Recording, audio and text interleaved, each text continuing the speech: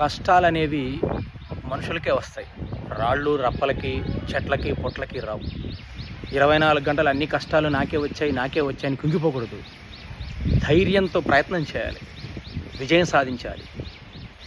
రాముడు అంతటి వాడే 14 సంవత్సరాలు అరణ్యవాసం చేశారు. అవతార పురుషుడు ఆయన, శ్రీ మహావిష్ణువు యొక్క అవతారం, ఆదర్శ పురుషుడు. ఆయనే కాలం కలిసి రాక 14 సంవత్సరాలు అరణ్యవాసం చేశాడు.